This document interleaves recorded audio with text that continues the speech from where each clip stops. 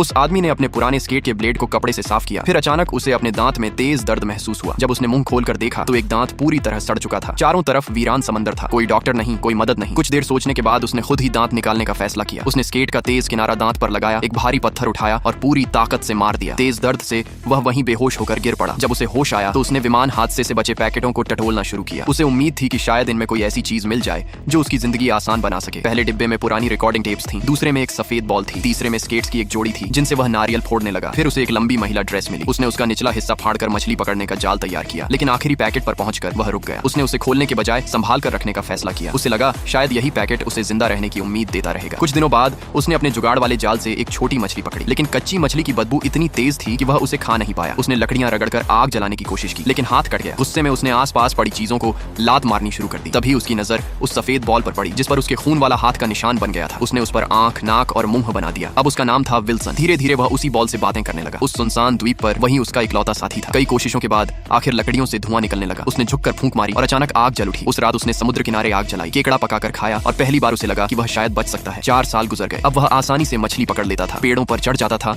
और समुद्र के मौसम को समझने लगा था। लेकिन अकेलापन अब भी उसे अंदर से तोड़ता रहता था। एक दिन उसे समुद्र किनारे लोहे की एक बड़ी चादर मिली। हवा में उसे हिलते देखकर उसके दिमाग में नया विचार आया। शायद इससे नाव का पाल बनाया जा सकता था। उसने पेड़ काटे, छाल सुखाई, उनसे रस्सियां बनाई और पुरानी टेप्स को फाड़कर मजबूत डोर तैयार की। जब सब तैयार हो गया तो उसने एक छोटा बेड़ा बनाया। उसने विल्सन को आगे बांधा, पत्थर पर अपनी जानकारी लिखी और वर्षों से संभाल कर रखा आखिरी पैकेट साथ ले लिया। फिर उसने अपने छोटे से बेड़े को समंदर में उतार दिया। समंदर की ऊंची लहरें और तेज हवाएं भी अब उसे रोक नहीं पा रही थीं। वह लगातार विल्सन से बातें करता रहता जैसे वह सच में उसका दोस्त हो। लेकिन एक रात भयानक तूफान आ गया। तेज हवा में नाव का पाल टूट गया और बेड़ा बुरी तरह हिलने लगा। सुबह जब उसकी आंख खुली तो विल्सन समंदर में दूर बह चुका था। वह तुरंत पानी में कूद पड़ा और पूरी ताकत से उसकी तरफ तैरने लगा। लेकिन जितना वह आगे बढ़ता उसकी नाव उतनी दूर चली जाती। आखिर मजबूर होकर उसे वापस लौटना पड़ा। वह बेड़े पर गिर पड़ा और टूट कर रोने लगा। उसे लगा जैसे उसने अपना आखिरी दोस्त खो दिया हो। कुछ समय बाद दूर उसे एक बड़ा जहाज दिखाई दिया। उसने बची हुई ताकत से हाथ हिलाया। इस बार किस्मत उसके साथ थी। जहाज वालों ने उसे देख लिया और बचा लिया। घर लौटने के बाद उसे पता चला कि जिस लड़की को वह 4 साल तक याद करता रहा अब उसकी जिंदगी में कोई और आ चुका था। लोग उसकी वापसी का जश्न मना रहे थे, लेकिन उसे हर चीज खाली लग रही थी। कुछ दिनों बाद उसने वैसी ही एक नई सफेद बॉल खरीदी, पुराना बंद पैकेट उठाया